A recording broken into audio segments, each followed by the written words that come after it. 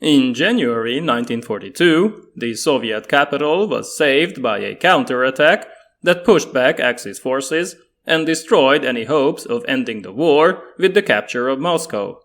However, this was just the first step in a series of offensive operations that were launched upon Stalin's insistence and lasted until May. For the first time, the Wehrmacht was stopped. Actually, it never recovered from this blow, but it remained a formidable opponent, which it would prove again very soon. In this episode, I take a look at the spring 1942 Soviet offensive before turning to subsequent events and other topics. Already in late December, two Soviet armies put troops ashore in the Crimea to break the siege of Sevastopol and liberate the peninsula, parts of which had been taken by Erich von Manstein's 11th Army and its German-Romanian troops. Surprise was not achieved, as aerial reconnaissance reported the Soviet naval buildup, and a lack of landing craft and experience made the operation difficult. Still, in the Kerch Peninsula, 5 separate beachheads were created, but the Luftwaffe started bombing them and sank several ships. The freezing Soviet troops dug in and waited for the counterattack, which came the next day, crushing several units, and the remaining men soon surrendered. In the meantime, 44th Army loaded up thousands of men at Novorossiysk, so the invasion fleet of 2 light cruisers, 8 destroyers, and 14 transports started moving. 1 destroyer hit a mine and sank with 200 men, but the others reached Feodosia and put the men ashore despite heavy fire from the German and Romanian defenders. By the end of the day, the town was taken, so Romanian 8th Cavalry and 4th Mountain Brigades were ordered to contain the beachhead.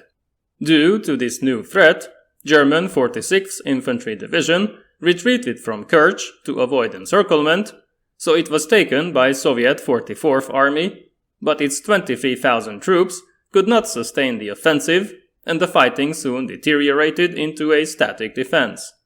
Overall, in the landings, the Soviets lost 42,000 men and could not relieve Sevastopol.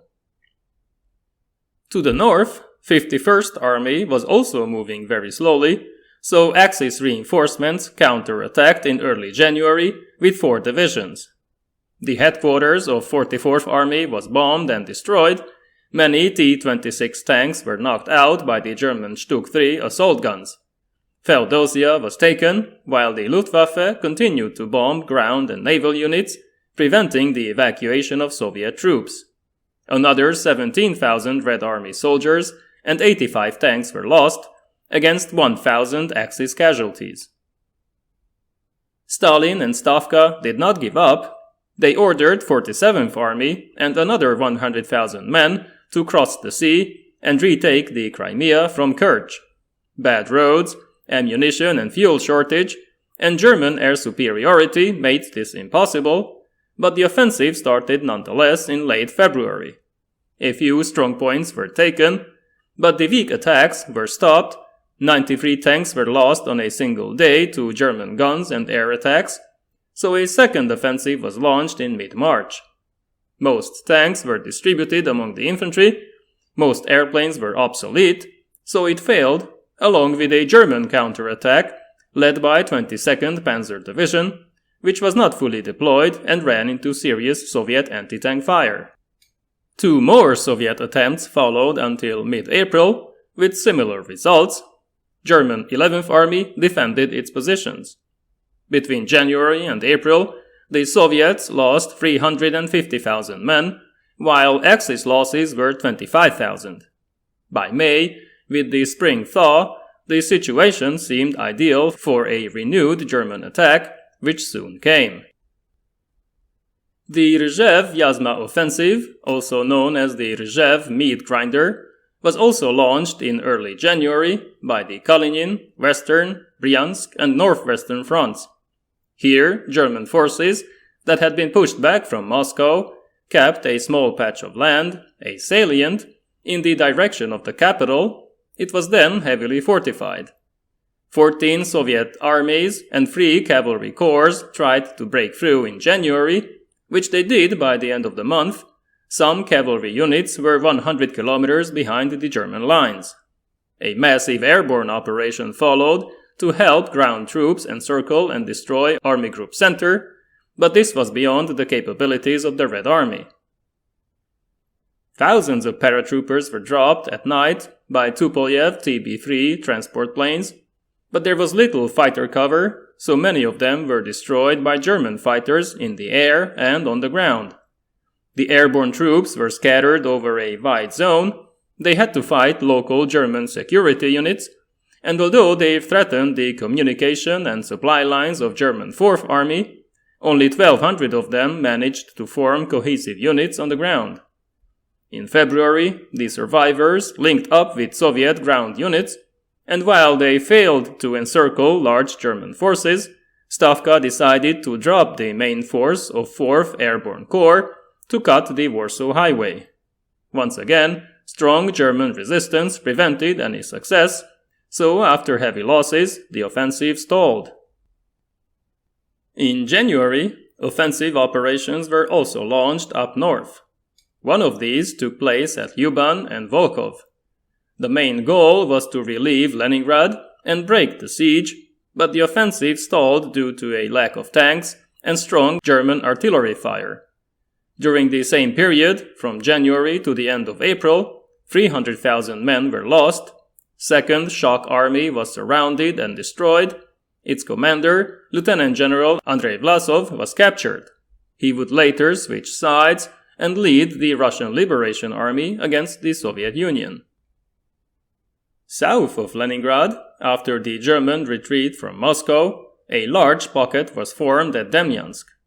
Parts of German 16th Army, with around 100,000 men, were surrounded, but stiff resistance slowed down the Soviet attacks. A second thrust was ordered in mid-February by 3rd and 4th Shock Armies, along with 2 airborne brigades and 34th Army, but the attack petered out due to bad weather and difficult terrain.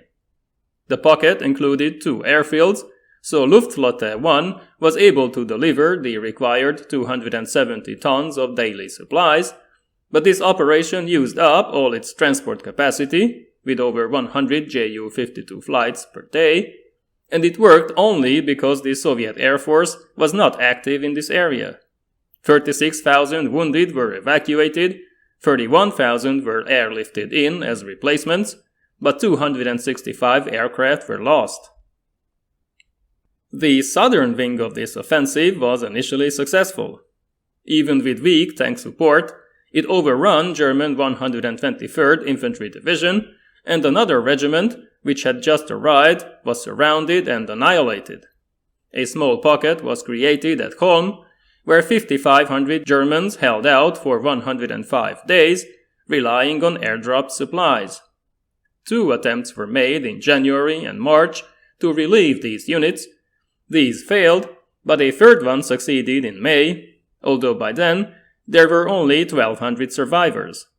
In April, defenders of the much larger Demyansk Pocket were able to establish a corridor and widen it, but fighting in the area continued until March 1943.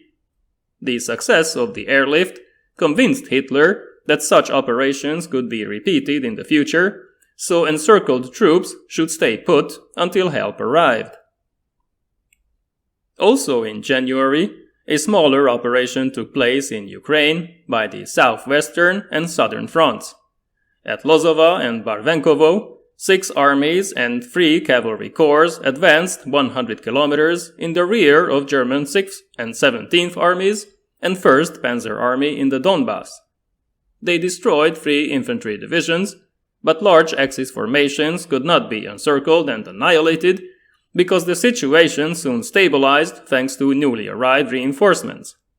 The operation created a Soviet salient at Izium, which was risky to hold, as the coming German offensive would soon show in the Second Battle of Kharkov. These offensive operations caused significant losses on the Axis side, but the Red Army was not able to sustain the pressure, and it quickly ran out of supplies. The front was pushed back, but large forces were wasted in failed attacks, weakening Soviet defenses just before the coming 1942 Axis offensive. I will talk about that and other topics in upcoming videos in the near future. Thank you for watching. See you next time.